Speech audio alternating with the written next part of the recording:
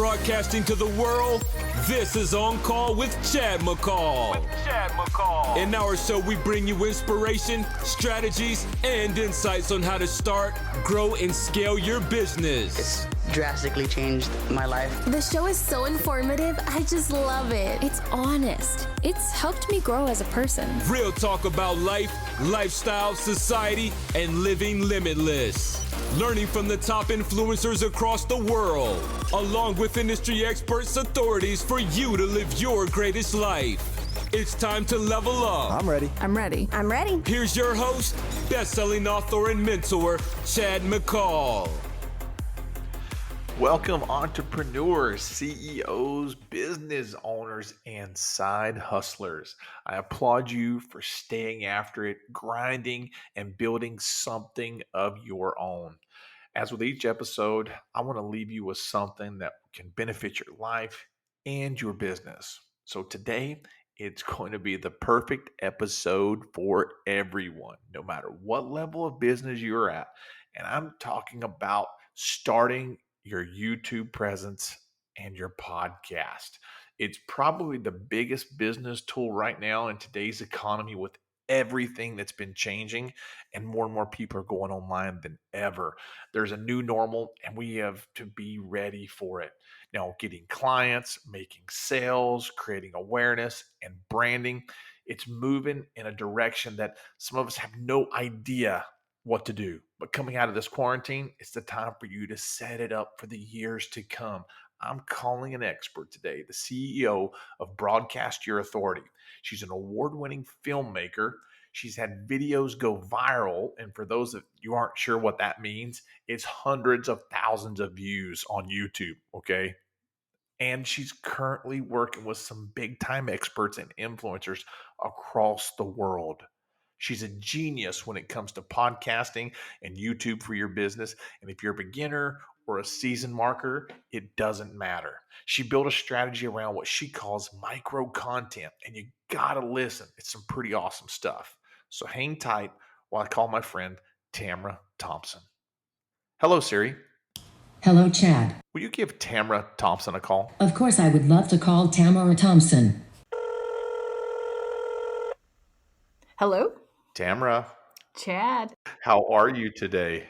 I'm doing good here in the sunny Arizona over here. So I'm doing well. This might be kind of odd, but I am calling you to put you on the podcast instead of meeting you in person, since we are just down the street from each other. Since the listeners may not know that, we are in the same town. Well, you know, with what's going on right now, I guess it makes sense for social distancing, but it's cool how technology works even when we are in our own hometowns or we're not. You are probably the most important person that I'm going to talk to in 2020 because of the situation that we're in, and for the listeners that are entrepreneurs, solopreneurs, wantapreneurs, people with a side hustle, seminar speakers, coaches. Everyone needs what Tamara Thompson does. And if they don't know, you own Serious Take Productions, you're the CEO of that, but you also own Broadcast Your Authority, which is a platform where you teach people like building podcast, online presence, moving people to that different world that so many people have avoided and not really gotten into. So calling you, I think, couldn't be even, there's no better time to pick up this phone and call you today and talk about what you're doing. So how busy have you been with what you do?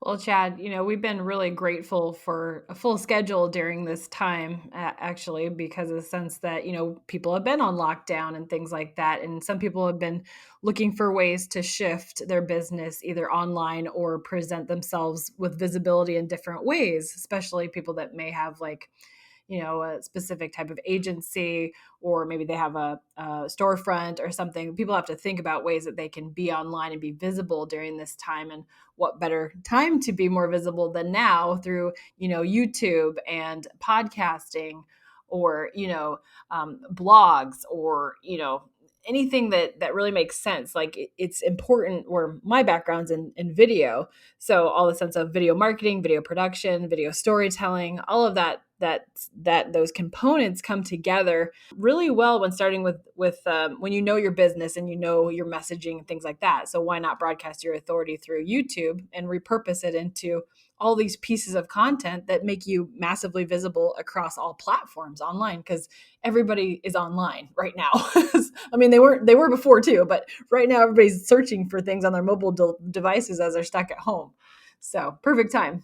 Well, and all the influencers and speakers and trainers, there were so many that relied on live events, and just there were so many like B2B type of salesmen out there where they're meeting face to face, and they're moving over to a virtual world and not realizing that content is what's going to bridge a gap from the client, the person, your consumer's learning curve, and they're searching more, and you can create your awareness. But you work with some big name people. I don't want to give any thunder away of who that you've worked with and who you're currently building things and navigating their entire presence. But let's say like me, I'm a beginner at this, and you said YouTube, and you said content, and you said some things that some of the listeners that are new to this may not know. If you could break it down elementary, if I did a podcast and I'm using audio, and you said podcast with video and podcast with imagery, or kind of walk me through what the purpose is, and well, how to do it. Like walk me through how to get started if I want to do it in like right now. Like what's the best way for me to do something like what you do? Yeah, so with our whole system, we simplify it. So we teach people how to create better videos within the tools that they have, so they don't have to go out and spend thousands of dollars on professional gear that I might own. Like it's as simple as teaching our clients and people how to record a video with their iPhone. We have these Androids and iPhones that are like record in high quality and 4K and all this high definition stuff, that people are like, what's this? But they have to understand that they have tools, even your own computer, just hooking up, a microphone to record a podcast, things like that. But we always say like just start one space, right? So if you're really in tune with wanting to start a YouTube channel and build your presence there, start by recording that how-to video or that educational video or that knowledge that you earn to share with people. But then don't stop there, and think how you can actually open that door to that piece of content being repurposed. So it's that one video that we're taking weekly and we are repurposing it into an audio podcast. So, but I'm just always in the sense of the content piece, when we speak of these different languages of like micro content being like short little video clips and teasers, to what we call audiograms, which are little sound bites that people can click and see the sound waves going on their screen on their social media. Those are so cool. So yeah, it's they just need to start with one piece, and our team really comes in and creates all these massive pieces that are used all week, but all they have to do is focus on one thing that we've shared with them. So we're like, do this. It's creating that content, like that one video, because a lot of people say I got to create hundreds of videos or hours and hours and hours, but you just said something really cool where create one and then know how to use the content and the material from the one video that you did, and that can set the Exactly. stage for a lot of the things like the growth and what you're going to get from that. Then you said earlier, keep doing it, then you do the next one, and so the content that you create is what's repurposed and how you build something. Now, if I was going to Exactly. And always have a call to action. Yeah. right, right. So if I am starting out, let's say I'm building, a YouTube channel, do I do a podcast first with audio and then do YouTube, or do I do YouTube first and then try to do a podcast? Like what's the correct order that I do something in? So, of course, I'm going to be biased because I'm going to say video first. But if somebody is feeling uncomfortable and they just want to do something like this that's in audio format, like I just say, get started, right? Because there's people on different levels of comfortability and confidence when it comes to creating content. Maybe some people are camera shy, or they have to have all these questions of like, oh my gosh, am my camera ready? Do I have the right backdrop? Am I wearing the right clothing? Like, all these things that come into people's minds, which are all the fears that take place that hold people back. And so really it's that time where when you do feel comfortable to, creating that YouTube video, or you go live for the first time on Facebook, even that Facebook live can be repurposed into now a YouTube video, right? And that can be repurposed into an audio podcast, and the micro content pieces, cut into little segments from there. This micro content piece has actually stuck with me for years, and I really just figured it out this last year that I was doing micro content and repurposing things way before I really realized what my business model was, because I had directed a few different documentaries back in the late 2000s and going into 2010 to 2012. And I started entering these documentary films that were compelling and stories, and just had massive engagement from the full length films that we turned around and created micro pieces, like short little 2 to 3 minute segments pulled from these documentaries. And when we started uploading them to YouTube, it was actually something that was searchable back in 2012. And we went viral, in the sense of having over 800,000 views in under 3 weeks, because it was content people were actually searching for. So it was interesting. So that piece where I took a full length documentary is just an example, and we cut it into these little teasers, and we put those pieces on YouTube to actually have it at a consumable engagement like rate, instead of having this 75-minute film just on YouTube. And then it was cool because the call to action would be for them to go, they're like, oh, I like this little snippet, now I'm going to go rent this documentary film on Indiegogo. It was just something that's always been with me. And now we do that for brands and entrepreneurs and small businesses and influencers to really fine tune that, because we work with people that do daily or even weekly live streams where some people come in to watch the whole hour, but now you repurpose that into your audio podcast, or here's a little snippet teaser that leads back to the call to action to have them really say, oh, I actually like that. Yes, I do want to watch that full episode. So it gives them that option. But social media, it's like your attention span's like goldfish sometimes. Well, you said something interesting, and I really picked up on micro content.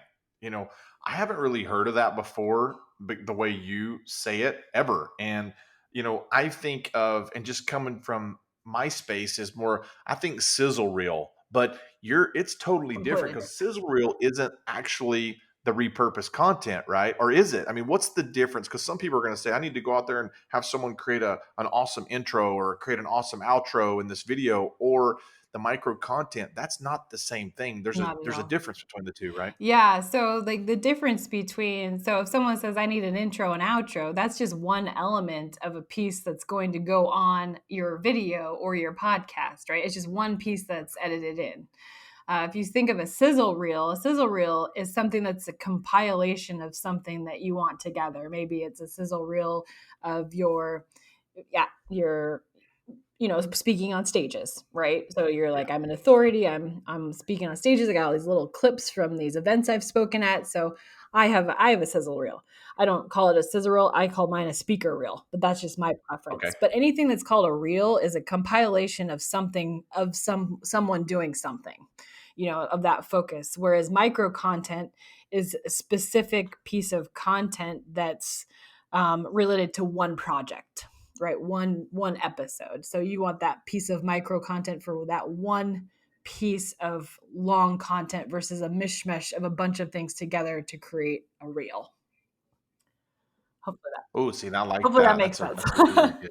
Yeah, no, I love it. No, this is what the listeners here, I think, really need to hear, because they're working on stuff. There's a lot of people that have been in the business, and now their whole business has been thrown for a total 180 right now because of the society that we're going through, this quarantine and this virus. But then there's other people that have been working on stuff that haven't been getting the results that they needed, and they were so close to breaking through. And I think these little pieces that you're giving here are things that they can go back and look at and evaluate what they've put out there and what they've done. And that leads me to another question. With, you're talking about like doing a Facebook live or doing these YouTube videos and putting it out there. What about people that, there's many experts? I mean, these, and people know their content, but sometimes they feel that I'm not a polished person to be able to put out live video, or what if I mess up? Or, I mean, because you're like a director, you've got a huge film background. What do you say to people that need, it's almost like confidence, but like they know their content, but they're scared to do that piece, where they're getting out there in front of someone. They're worried about messing up and it hurting their brand or their business. Yeah, no, we've actually spoken with a lot of people. We've helped them get through that, and it's really within themselves and their mindset. And a lot of people call it's what they call, like, sometimes I feel like it's imposter syndrome, or they don't have the confidence to, they know they're the expert, but they don't feel like this is the way they want to position themselves, like on video. Maybe people aren't comfortable with video. So we're always telling people, like, you need to start somewhere on that side. And it's like, where do you feel the most comfortable? Do you feel comfortable on Facebook? Do you feel comfortable just recording a video and posting it versus going live and sweating, wondering how many people are going to come on your live stream? It's just about posting that one piece of content and see what resonates with your audience at that point, because people get more comfortable when they actually start something, because that's the biggest thing that most people fear, is actually just getting started and not knowing where to start. So it's about figuring out, like, what is your biggest challenge, what is your biggest fear that's holding you back, and what kind of content do you enjoy consuming, and what kind of content do you feel that your audience would like to consume. Do they want to get to know you? Do they want to see your face and your mannerisms and your passion come through, on a video? Or maybe they like to listen to iTunes and they go for walks during this time and they want to consume content on audio format. Like, where do you like to hang out, and where does your audience like to hang out, really? And really have to push past some of those fears on, like, I'm really afraid, I don't know what to do. And there's so many tools and resources out there to help people just get started. And then once you do it, you feel so much better. I was actually, most people think, like, what? Not Tamara, but back when I was younger, I was actually very shy. And not when it came to the video camera. When my dad bought a camcorder when I was 7 years old, I was the one jumping in front of it all the time. I was like, hey, you know. And so, but I didn't want to do things on video. I didn't like getting on stages. I didn't like any of that stuff. I didn't want to try out for plays or musicals. I was scared. And, I've gone through a lot in my life that has totally shifted. And I'm probably one of the most resilient women I know at this point because of my experiences. I won't go into all that, but now I love speaking on stages. Now I love creating videos. I love doing live streams.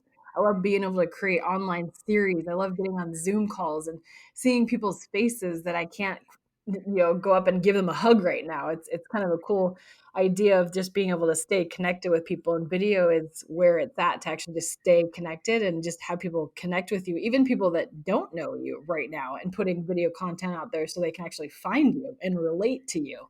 And that's really what happens, is if people don't start doing something, they're robbing themselves of being able to connect with more people that you can help serve during this time too. And you said something, getting over certain things within themselves. It made me think of, like me. I'm a speaker. I've spoken 5 countries, and stages of thousands in some places. And there were sometimes that I kind of worry about what I say, because I worry about, even in video, what if you come off like you're bragging, or what if I'm coming off like, hey, it's my way or the highway, or you almost try to think that the way you say it, you worry about how it's perceived. And if you're not a professional speaker, will it be perceived as, your content, or will you be judged? Because there's a lot of people that feel that judgment. I think it comes from other things that they've possibly done, but Mhm. you break through people that come to you, and that's why you're an expert in this. And broadcasting your authority, you bring out their authority. You help break down. Even there's TV personalities. There's a pretty big list of people that you've worked with and you've helped, that need the things that you do. And by you transforming their voice from audio to video and showing them how that you go back to the other platforms and like micro content, the way you're creating things, do you feel that you give the people an education on what you're doing for them, that helps them break down and give them confidence? Because I think education builds confidence. What do you think when you're talking and training people? Definitely. Yeah, like back to the fear of judgment thing. Here's an example of someone that we've worked with. One of our clients, she sat down and she was an introvert. She was shy, but she was also a model. But she also had severe acne. And her story starts with the moment where she just decided to record this video that she'd been contemplating for months because she wanted to inspire more young women at the time, because she was in her late teens when she started this, but she's now in her 20s. But when she started this, she did this unveiling of this, what they would envision as a supermodel, right? With all this makeup and hair done and beautiful clothing on. And she sat down in front of the camera and started to remove her makeup and everything, and basically started showcasing her acne all over her face, her neck, her back, like just incredibly large amounts of acne. And you can just sense, like through me sharing the story, how she felt, the fear of judgment that would come through this video if it was to be seen by multiple people. After she actually uploaded it to YouTube, it actually went viral and it had over 25 million views in a matter of the first posting, which is insane. And so what she did, though, she was so afraid to go in and read those comments from people, because when she started seeing them come in, there were a lot of haters and naysayers and, like, people like, ew, like, oh, like all this stuff, right? That people just shouldn't have to deal with. Like, it's hard because it's our own personality. We have to take judgment from others in all sorts of ways. But really, like, I always say, don't take things personally, because it's part of the four agreements, which I live by every day. And so what she did, though, she disappeared. She disappeared for 2 months after that, because she was too afraid to post another video because of the criticism. But then she got a call from Good Morning America, and she got a call from all these other large stations, and started getting on the TV to share her story about how she wanted to actually share her message with more young girls at the time, to say, like, hey, you're not alone out there, and I want to actually share products, natural products, that can help you with your acne problems. And so then it got to the point where she went back to YouTube and she finally started posting more videos. She had to this day, she has over 1 million followers on YouTube now and gets thousands of views to her videos when she posts, but she had to work through that judgment. And a lot of the people that we work with, don't necessarily have that viral video right off the start. I don't want people to think that that's just something that happens overnight, because it's not always the main structure of how you optimize your YouTube channel, because you want to have strategy to have real organic views to people who are actually searching for you. But the story is, the basis is, like, once you start, you've started, and understand that you're always going to have some sort of judgment, but you really just cannot take it personally. You have to focus on those people that are there for you, that are the ones that are supporting you, leaving the good comments, asking the questions, asking for more video content from you, and literally remove the rest from yourselves and your YouTube, or hide the comments if you have to. Like, people have to understand that not everybody's going to resonate with you or your message or your product or your service, but only focus on the ones that are there to learn from you, because those are going to be your prospects, they're going to be your clients, they're going to be future clients and your referral partners. So it's really just about letting go of things that are bothering you, especially the sense of, having that fear of judgment, or having these challenges that we all face. Every single person that creates a video has probably had some sort of challenge that they have had, either tech not tech savvy, lack of time, or excuses that why they're not creating content. But this is the perfect time to be able to create content and only focus on those people that are truly you know supporting you. But also, you're there, you got to look at it the way that, how are you helping them? You're the one there right now, you're the one that's the authority that knows your stuff, and you need to put it out there, because otherwise people can't necessarily find you. So yeah. The real people are going to find you. You're not going to, I don't think we're going to attract the wrong type of people that are looking for another message when they find you. I think that we're going to get, I give an analogy of, you had an amazing multi-day event that you just did here recently, all virtual, which was awesome. And everybody on here needs to go follow that link. And I'm going to post it here, by the way, for everyone so they can go watch the replay and then see that event of those amazing speakers that you had. And, some of the things that you're doing right now is awesome. But what I'm thinking is the people came to that. Like, if you build it, they will come. That type of strategy where when you put it out there right now, you're going to get the right people, because the quarantine is eliminating so many people sitting on the fence. It's eliminated so many people that, were scared. Then they even got more scared, or it made the ones that are serious become more serious. It made the ones that are active and want to stay active and seek opportunity and seek that they know this is a good time for something to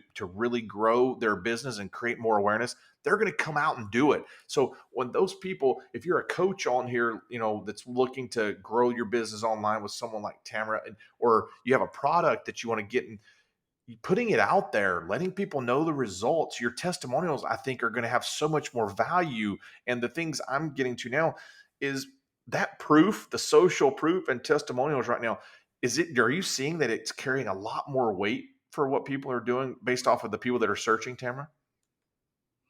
Oh yeah, social proof is one of the biggest things that we always tell our clients too, and we love to go above and beyond for our clients. So whenever they have, we always say, hey, do you have clients right now that have either sent you videos or testimonial videos, or do you mind asking them for some? Because actually during this time, Chad, it was kind of crazy. We reached out, we said we'd like to create, as a bonus for you guys during this time, testimonial sizzle reels, really. So compilations of mixture of testimonials together to help leverage their authority for, their sales pages, or something to share on their website, or out in the email campaigns, or whatever that looks like. It's social proof is one of the biggest things that's needed, and the video format and the emotion that's captured in that is so much more recommended than just text and copy on a site, because people are literally raving fans saying that in video, and people can listen and hear them and see the authenticity of people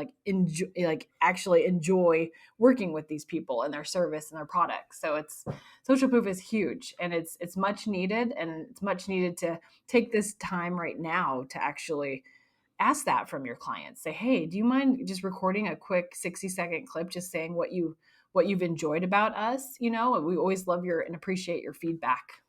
And I think with people seeing that too, then your mess up. Like if me, I mess up all the time talking or something. And then, you know, people don't really call me out and say, hey, you messed up, except my wife. She calls me out on anything. If I misspell something or I make a post, she's like, oh, way to go. You spelled that wrong, or did. I'm like, oh man. She goes, don't you know what spell check is? But that's my wife. She's supposed to do that, right? But the other people, when you are authentic and you do have the slip ups, when you're throwing in testimonials and you're authentic, there's nothing I think that can beat that, because your content, you're authentic. People can see it right now. I think their awareness levels are up in a lot of ways when they're the people that are looking. And then when they see this testimonials and this proof, but also the way that it's packaged, I think that's another thing, Tamara, that you do is you assemble. You're like a video whisperer, right? It's you assemble things the right way so it can be perceived by the audience. And I think that is a piece that most people don't think about. They go out there to build something and they realize they don't have the pieces. So give us like Mhm. 3 or 4 pieces, maybe 5, whatever you think. Like if they're going to work on something, what do they need to assemble and to really get this business in this direction off the ground on the social media platforms like video and podcast and YouTube channels? Like, what do they need to have or to collect? Well, first off, they need to first figure out which platforms that their audience is on. First off, because some people will like one platform, but people have to understand to be on the platforms that they actually enjoy and focus on that. So that's why we always say, hey, what do you enjoy the most? Oh, I enjoy Facebook. I enjoy live streaming. That's great. We can repurpose that content.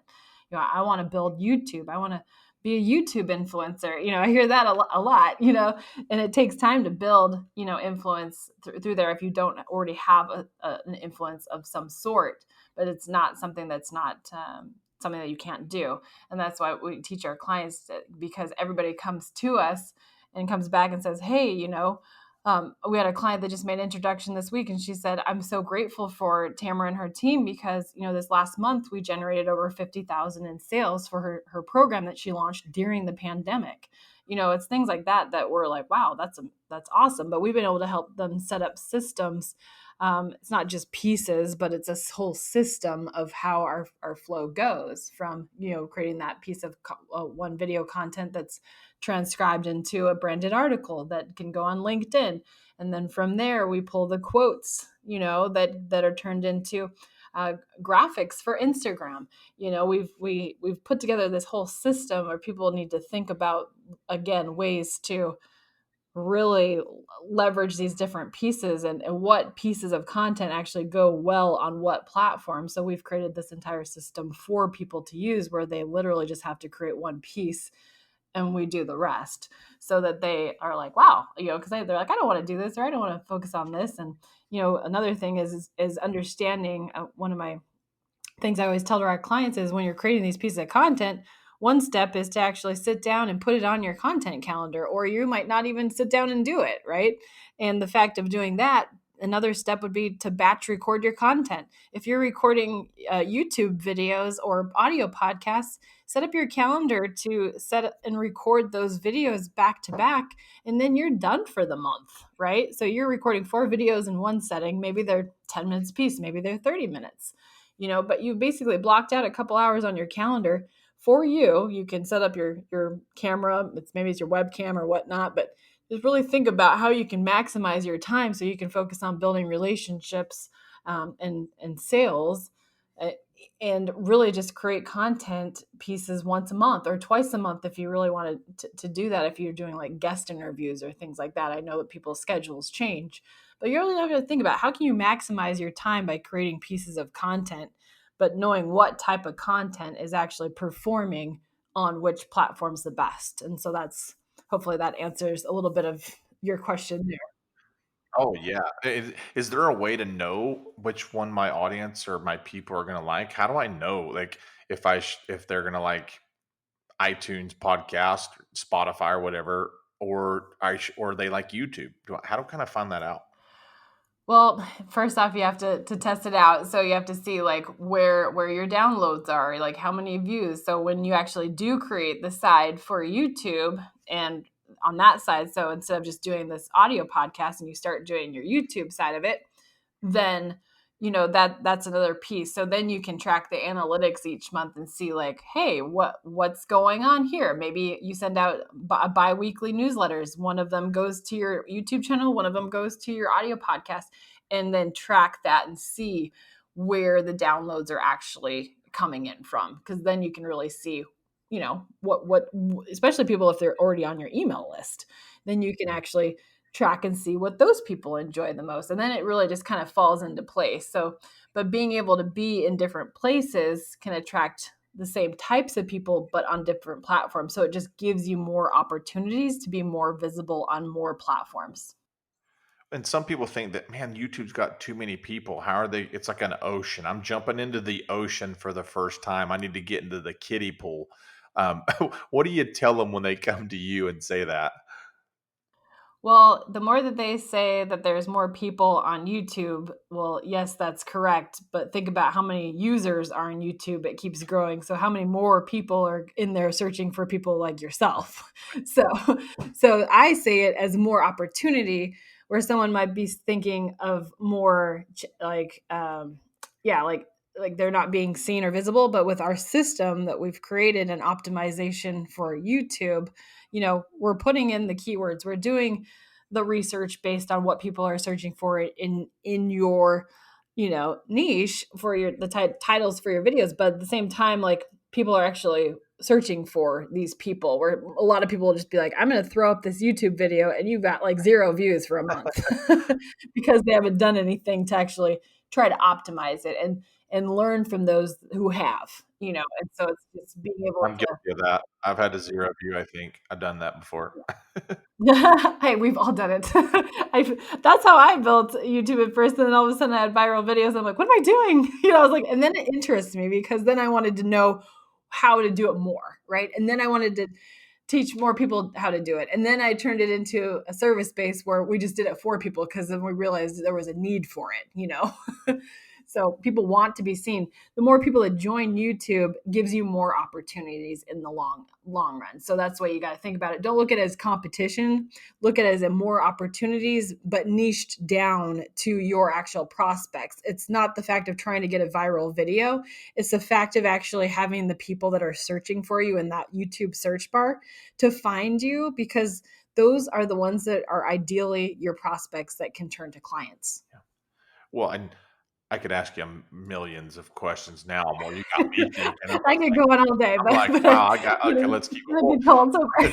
Well, I won't ask you all the other questions I'm thinking of, but I will ask you this one. If you've got a podcast or if you've got a video and, going on to YouTube, there's listeners that are entrepreneurs and things on here right now. They're saying, well, the lockdown, Chad, like I can't do face-to-face videos with people. I've got to do them virtually, or I need to do them on audio, or I'm doing a podcast where I'm interviewing people. And what about myself? I mean, how do they determine, should they do interview style or should they do video? Is there a mix? Do you ever mix it? Because I've gotten that question before, because people ask me, they're like, Chad, you interview some amazing people. I was like, that's my goal.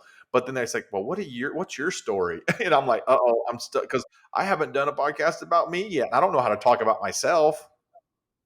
Yeah, that's a good question, Chad. So it really is personal preference. So most of our clients, they'll do a mixture. So they'll do like 2 a month that are solo podcasts because you want to position yourself as the authority for your podcast, right? Because people are coming to hear you and your expertise. So they really should know your story. Like your opening podcast should be when people are first starting off, they should create that intro podcast that really shares a little bit more of that meat of the story and who you are and why you've created this, and then go into like some solo episodes. And then there's like a strategic launch that we do with our clients, a specific way of formula we do it. And people are all different, but we always recommend, if you do want it to be split up like that, do 2 solo shows a month and do 2 guest shows a month. So it splits it up, so that people are getting to know you as well as not just hearing your guest stories. Some people like to hear guest stories all the time, and that's a specific flow for certain podcasts.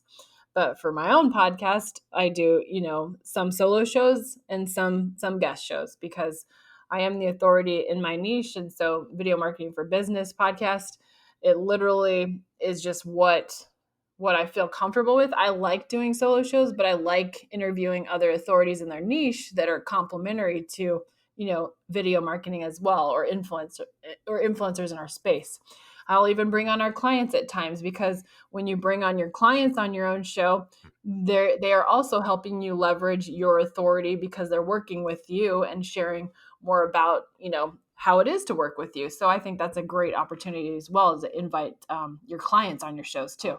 I've done a lot of amazing podcast episodes, but they're wondering still, who is that guy, Chad? Some people know me already, but it's the new thing that I added to my business later. So, see, I'm learning stuff too by talking to you, Tamara. And you can always change it up, Chad. You can always implement more, and put yourself into that piece and just mold that into your monthly show. Like I would highly recommend it too. You're helping everyone, all the listeners, helping me, everything. So, well, with the time right now, I want your expert opinion. Like I said, you are the authority. Why is now a good time for anyone, beginner, sitting on that hasn't even got their business off the ground yet, or someone that's been a veteran for 30 years in their field? Why is now the best time to do what you do, or to use you to build this YouTube presence and podcast platform? Like, why now? Like, Well, because the sense that everybody's talking about this new normal, well, the new normal is just pushed more people online than, I mean, than it even was before. I mean, look at this, the fact that Zoom went from 2 million users to 200 million users. I mean, that's a huge trajectory of being able to see how many more people are using technology in this time. And all of those, think about all those Zoom users and Facebook users. I mean, that's just one number for Zoom. Think about all those videos that people are recording in Zoom for interviews, podcasts, videos that are being able to be repurposed at this time. And because of the fact that those people are on Zoom, all these people are online. They're searching for things. They have some downtime. But the people that are taking action right now, those people are the ones that are going to be top of mind through this entire experience. And so when businesses do start to reopen, some are already starting to reopen, but it's going to be a little bit different. And people need to think about different ways to market their business, especially online when most of us just, have a handheld device in our hand half our day, or it's right next to us on our desk. And, we're getting pings, we're on YouTube, we're on Facebook, we're searching for things. And so, like, why not create something and be top of mind through this whole experience? Because those are the leaders and experts people are looking for. And when you're consistent with it, with the structure that we have, it just, like I said, it being able to be top of mind through this entire experience for when people are ready to invest, then you're there. You're already top of mind and you're the leader in authority in your niche. And that's going to help people long term, no matter if you're a coach, a consultant, an entrepreneur, an influencer, even a brick and mortar business. We've worked with some of those as well, figuring out ways to help them strategize and connect with other influencers during this time to build relationships for affiliate marketing. I won't go into all of that right now, but there's so many opportunities to have guests, influencers, relationship building on your own shows. Position yourself more as the authority now so that they can remember you throughout this time period. And when people are ready to invest, you are right there and you're there, you're visible. Right. And it's like, a business with no sign is a sign of no business, regardless of what the sign is. If it's a virtual sign, it's just awareness. You have to be creating that awareness so people think of you when you're doing something. Like, I talk to realtors and real estate agents. They're like, oh my gosh, like, what about this time right now? And I talk to, they're panicking in a lot of areas, but I'm like, if you do houses, they need to know that you sell homes. They need to know you buy homes. They need to know if you're a rehabber, right? They need to know that you do that. You've got to be on the tip of their tongue. You never want to be the person that you go over, and you meet a friend or you talk to them and they're like, "Oh, I just did this." You're like, "Oh my gosh," and they're like, "I do that. Why didn't you use me?" They're like, "I didn't know you did that." That's the worst, sound you could ever hear from someone. People don't understand what you do and you're not, yeah, the brand awareness is super, super, super effective, but also, keeping those the content congruent on the branding side is very important too. So when we're creating micro content from one video, everything's congruent with your brand, the messaging, the font, the text, the imagery, everything, so that when people start going and shifting to other platforms and start seeing it, they're going to recognize you and remember you because everything's congruent and professionally done, as well. So it's just that awareness. The branding is super important, especially the messaging too. But the visibility aspect, if you have your messaging and branding in place, but you're not sharing it anywhere, then it's not going to go anywhere. So I've kept you on here a lot longer than than I was planning on doing it. I'm probably making you late for something, but what I want to do is please tell everyone how they can follow you, stay connected to you, and get some more information about what you do for people. yeah, so I have a Facebook group. You literally type in broadcast your authority with Tamara Thompson, literally all the words, even my name, you'll find the group. That's our free Facebook group. We stay connected in there, but also the best way to probably stay connected through our newsletters and email campaigns. You can actually opt in to our free YouTube visibility checklist. You go to checklist.broadcastyourauthority.com to opt into that, where I'll share like 7 simple tactics that will get you ranked on YouTube and Google so that you can actually be visible and establish your authority online. My podcast, Video Marketing for Business with Tamara Thompson. Now, before I let you go, you've got to answer my top 3 questions. Are you ready? Ooh, You put me on the spot here. Okay. I'm ready. The very first one is, if you were to look at your phone at your playlist, what's the first song that would be playing? Well, right now it's probably an old voice song that was remade by Cassidy Pope. She sang, I think she sung Journey's "Don't Stop Believing" or something. I like the remakes of old songs. Oh yeah, she was on Team Blake. I remember her, of course. Yeah, she went up. Yeah, so she was one of my favorites. So she was actually on my playlist yesterday. So that I remember. All right, next question. What is your pet's name? Champ, because he's a champion, and when he was a baby, he could do backflips like a champion. Are you kidding? A backflip? Oh my gosh. Yeah, he can't do it anymore, but Oh, I haven't okay. had him try. But yeah, Okay. he's a champion at heart. Okay, he did it before. Got He it. did it. He was. All right, the last one is, this might be a tough one for you with your background in film and movies and editing and all those cool things. What is your favorite movie? Oh gosh, I just posted this on Facebook. I asked everybody else, and I was like, I can't choose between 4. That's it. It used to be A Walk to Remember, with Mandy Moore and Shane West, and then it became The Family Man with Nicolas Cage, and then recently this last year, I was really drawn to the movie called Breakthrough, which is based on a true story. So I'm kind of with those like inspirational stories. Yeah. Now, is that the movie where the kid falls in the ice? The kid falls through the ice and then he basically is in a coma and comes back fully. Yeah. Yeah. Very strong Got it. storyline. Well, So Tamara, thank you for today sharing all this information. And I'm going to post a link also for everybody where they can go back. I hope the replay of your virtual event's up and going. Is that up right now? it is. And if they go to the Facebook group too, they can go find the original live streams posted in there right now. That is a awesome event that you guys have to, engage, watch that replay. It's a lot of content, some amazing multi-industry speakers and influencers and things, and you put on a great host as, emceeing that event yourself. But Tamara, again, we appreciate you taking the time today. Thank you so much. I appreciate you for having me. All right. And don't forget, Tamara, you're always on call.